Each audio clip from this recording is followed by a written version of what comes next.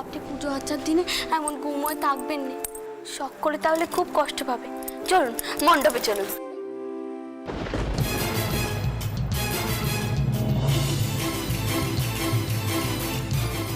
তোমার মুখ থেকে এরকম কথা শুনবো সেটা আমি কোনোদিনও ভাবতে পারিনি।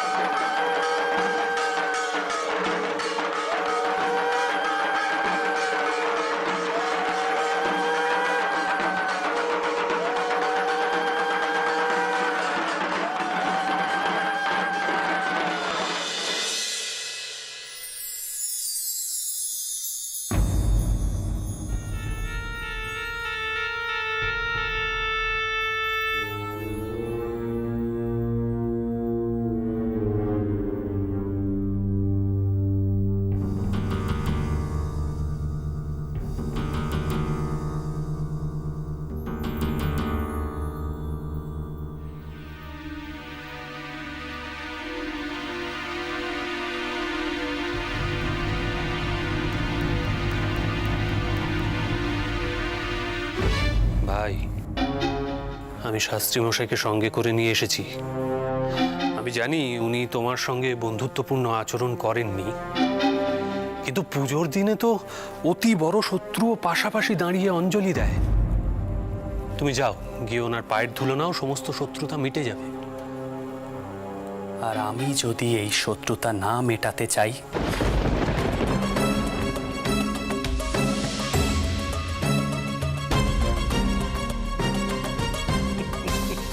তোমার মেজাজ তো দেখছি এখনো সপ্তমে চড়ে রয়েছে। দেখো ভাই, আমরা ব্যবসা করি, তোমার বা আমার কারোরই সরাসরি ধর্মের সঙ্গে হয়তো কোনো সম্পর্ক নেই, কিন্তু ব্যবসার জন্য তো সবকিছুই মানিয়ে নিতে হয়, তাই না?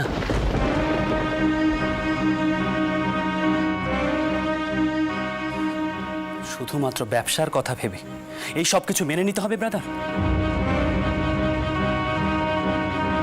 তুমি কি শুধুমাত্র ব্যবসায় দিক চিন্তা করে আমাদের মধ্যে মিলমিশ করিয়ে দেওয়ার কথা ভাবছো রাধাকান্ত? না, তা কেন? আমি তোমার পরিবারকে সত্যি সত্যি শ্রদ্ধা করি। আর দেববাড়ি মার বাড়ির মধ্যে তো সরাসরি ব্যবসায়িক সম্পর্ক নেই।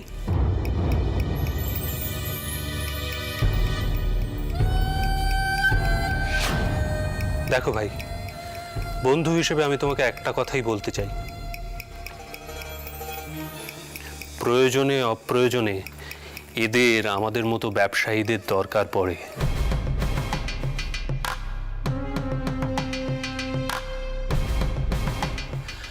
আমি তোমাদের মধ্যে একটা মৈত্রী স্থাপনের উদ্দেশ্যেই আজ ওনাকে এখানে নিয়ে এসেছি।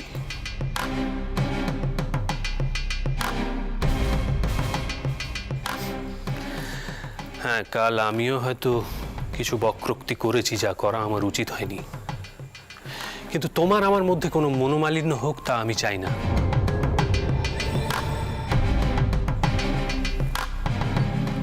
আমি ওনাকে কবি গান শোনার অজুহাতে এখানে নিয়ে এসেছি।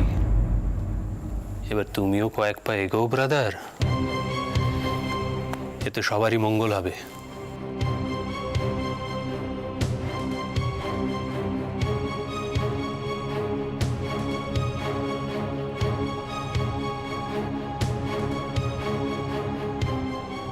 আপনি পুজো আচার দিনে এমন গুম হয়ে থাকবেন না, শখ করে তাহলে খুব কষ্ট পাবে। বেশ, তুমি যখন বলছো তখন। তবে শাস্ত্রী মশাইয়ের সঙ্গে কতদিন আমার সুসম্পর্ক থাকবে সেটি কিন্তু আমি বলতে পারছি না, কারণ শাস্ত্রী মশাই কুসংস্কার মানেন, আর ধর্মের যা বিধান দেন তা আমার পক্ষে কোনো দিনও মানা সম্ভব না।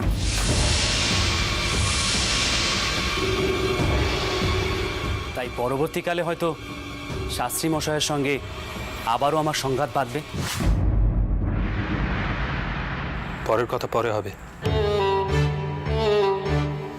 যাও বিবাদ মিটিয়ে নাও। পুজোর দিনে শত্রুতা রাখতে নেই।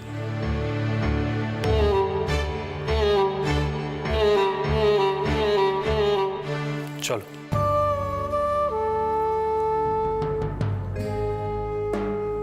আসতে আজ্ঞা হোক শাস্ত্রী মশাই।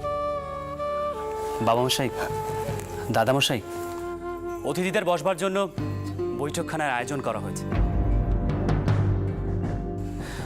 আপনারা ওনাদের সেখানে নিয়ে চলুন। হ্যাঁ, সেই ভালো। ভেতরে গিয়েই বসা যাক।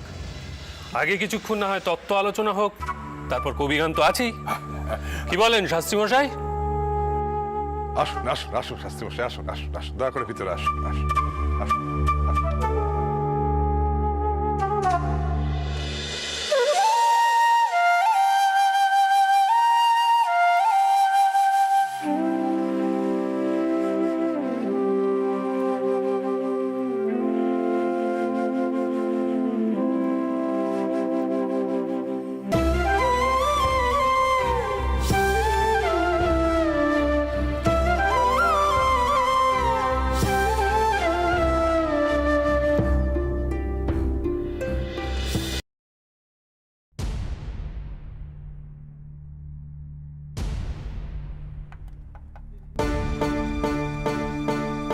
সামান্য কিছু গ্রহণ করলে বাধিত হব।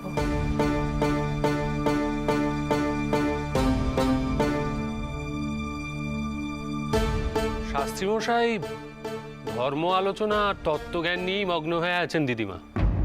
এসব তুচ্ছ খাদ্যদ্রব্যের দিকে ওনার কোনো খেয়ালই নেই। কি শাস্ত্রী মশাই, আমি কিছু ভুল বললাম?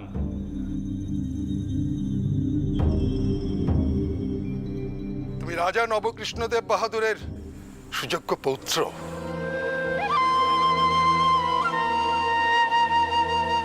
তোমার পক্ষে যে ফুল বলা কঠিন। তুমি সনাতন হিন্দু ধর্মে বিশ্বাসী। তুমি তোমার ঠাকুরদার তৈরি করা ঐতিহ্য বহন করছো।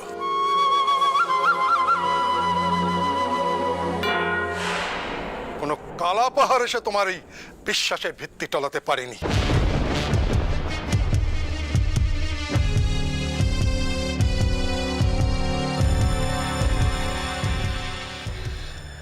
আপনারা সবাই আমার ঠাকুরদাকে বড় শ্রদ্ধা করতেন, তার ফল আমি আজও পাচ্ছি। নয়তো ইদানিং রাজচন্দ্রের মতো তরুণও অত্যন্ত বিরল। যাক সে কথা। শাস্ত্রী মশাই, আমি অনেক দিন ধরেই একটা কথা জানতে চাইছি। আমাদের বাড়িতে প্রতিষ্ঠিত গোবিন্দজির বিগ্রহ আছেন, মার বাড়িতে আছেন জনার্দন, তবে আমরা সর্বত্র শক্তির আরাধনা কেন করি? তবে কি কথা ধরে নিতে হবে যে শক্তির দেবী অধিক পূজনীয়া? আমার এই প্রশ্নের কারণটা বলি। ইদানিং কারো কারো মনে হচ্ছে যে ধর্মের নামে আমরা অকারণেই মেয়েদের ওপর বিধিনিষেধ আরোপ করছি। কি ভাই রাজচন্দ্র, কথাটা ভুল বললাম? তুমি তো কিছু ভুল করতেই পারো না রাধাকান্ত। তার উপর যখন শাস্ত্রী মশাই বলে দিয়েছেন, তার কথার উপর তো আবার কথা হয় না। বাবামশাই, দাদামশাই, যতক্ষণ এখানে তত্ত্ব আলোচনা হচ্ছে ততক্ষণের জন্য আমাকে ক্ষমা করতে হবে।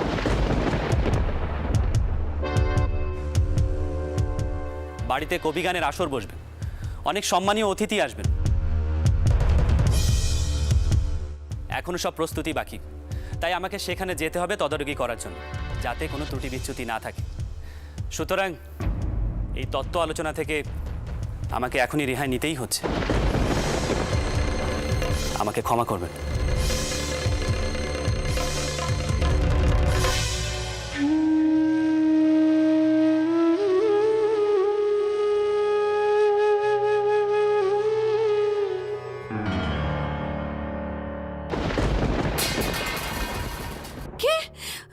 কালী ডাকাত।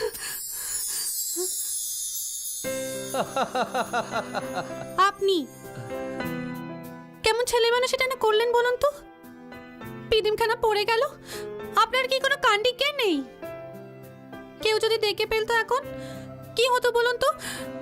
কি হতো? সবাই তোমাকে বেহায়া বলতো। আর আপনি সেটা দেখে মজা পেতেন, তাই না? আমি আপনার সাথে কথা বলবো না, আপনি যান। আনন্দী, আমার দিকে তাকাও।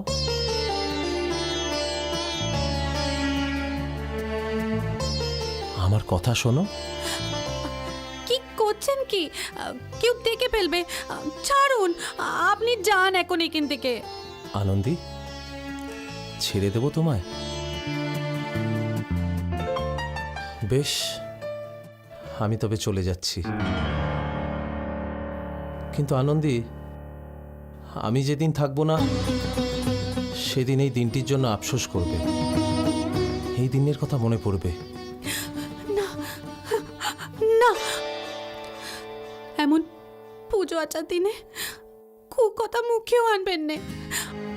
আপনার আপনার যা ইচ্ছে আপনি তাই করুন, তাই করুন। শুধু এমন পুজো আচার দিনে মায়ের সামনে আপনার চলে যাওয়ার কথা বলবেন না।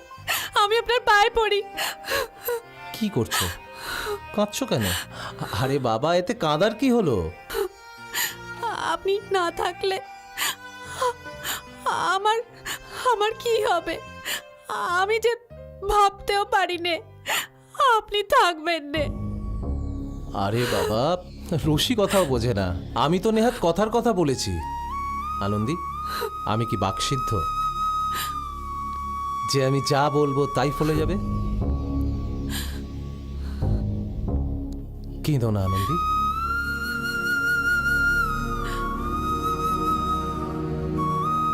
কেঁদো না, চুপ করো, চুপ করো আনন্দী।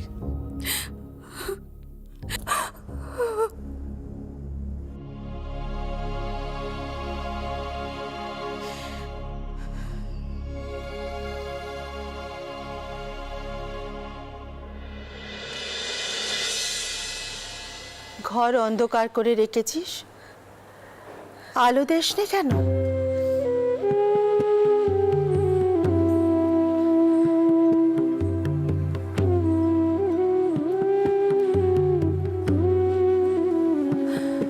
আরতির সময় হয়েছে, যাবি নে?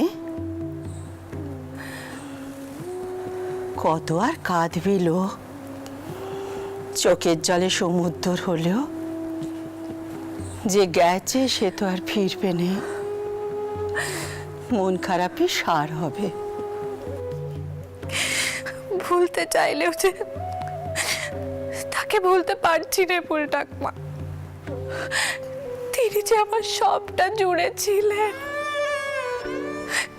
আমার বোন প্রাণ, সবটা জুড়ে তিনি এখনো আছেন। আজ এই আনন্দের দিনে তাকে যে বড্ড মনে পড়ছে ফুল ঠাকুমা, বড্ড মনে পড়ছে। আমি যে কিছুতেই ভুলতে পারছি না। আমায় বলতে পারবেন ভগবান আমায় এত বড় শাস্তি কেন দিলেন? আমি কি পাপ করেছিলাম ফুল ঠাকুমা, আমি কি পাপ করেছিলাম যে সারা জীবন আমাকে এইভাবে কাটাতে হবে? কাঁদিস নে, কাঁদিস নে মা, কাঁদিস নে। জানিস তো তোর দামশাই যে বছরে চলে গিয়েছিলেন, সে বছর ছোট করে পুজো হয়েছিল বাড়িতে। মা দুর্গাকে জিজ্ঞেস করেছিলাম, মা কেন এমন শাস্তি দিলে তুমি? পরে বুঝেছিলাম বিধির বিধান খণ্ডাবো কি করে।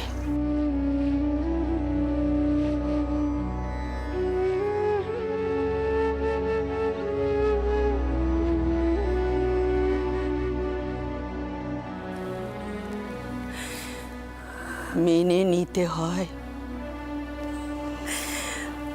মানতে পারছি রে ফুল ঠাকুমা, আমি মানতে পারছি রে।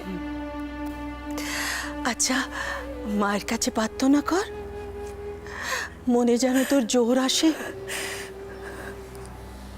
বেদবাদের চোখের জল ছাড়া আর যে কিচ্ছু নেই মা। বাড়িতে পুজোর অনুষ্ঠান হইচই আড়াল থেকে দেখে মনটাকে ভালো রাখ। নইলে যে আর বাঁচবি না তুই, আর বাঁচবি না মা।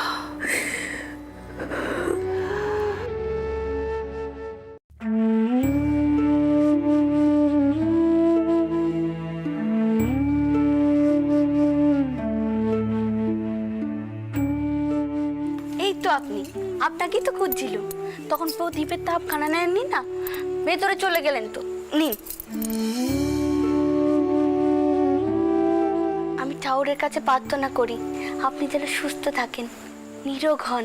সুস্থ আর নিরোগ থেকে কি লাভ হবে রানী, যদি ভালো কাজে না লাগতে পারি? রাস্তাঘাটে কুকুর শিয়ালের মতন পড়ে থাকা, তারপর একদিন মরে যাওয়া, কেউ মনে রাখবে না রানী। এসব আপনি কি বলছেন? আমার তো মাথাতেই ঢুকছে না।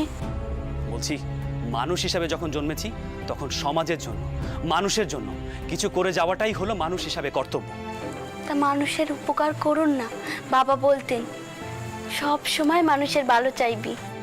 সেজন্যই তো বলছি রানী, তোমাকে জীবনে অনেক বড় হতে হবে। তোমার ভেতরে যা যা সম্ভাবনা আছে সব আমি ফুটিয়ে তুলব। তোমার চারপাশে আমি কোনো বিধিনিষেধের বেড়া থাকতে দেব না। আপনার হঠাৎ কি হলো? পথের মাঝে দাঁড়িয়ে আপনি এমন কথা কইছেন, সরুন দেখি। কেউ দেখে ফেলবে যে আমরা পেকাশে দাঁড়িয়ে কথা কইছি, তখন আবার আমাকে নিন্দে করবে। রানী, আমি তোমার আর নিন্দে হতে দেব না। আমি অনেক দেখেছি, অনেক সহ্য করেছি, কিন্তু আর নয়। আজ পুজোর দিনে আমি সংকল্প করলাম, তোমার নিন্দে হয় এমন কোনো কিছুই আমি বরদাস্ত করব না। রানী, আমি চাই তুমি অনেক বড় হও, অনেক বড়, আমার চেয়েও বড়। ছি ছি, এমন কথা কইবেন না। আমি সামান্য মেয়ে মানুষ, আপনার থেকে বড় হতে পারবো না। আমি আপনার থেকে বড় হতে চাই না। আপনি আমাকে আপনার পায়ে ঠাঁই দিয়েছেন, এই আমার অনেক ভাগ্যি।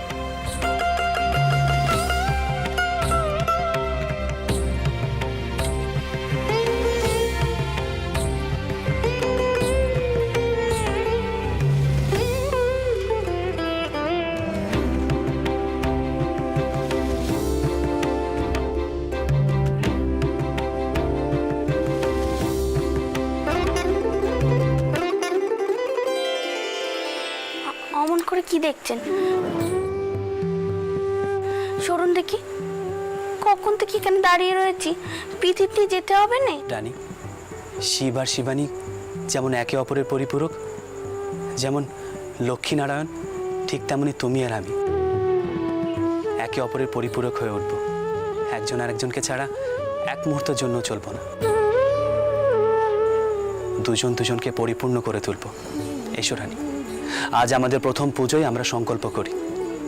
এসো। তুমি রাজি তো? বলো রাজি?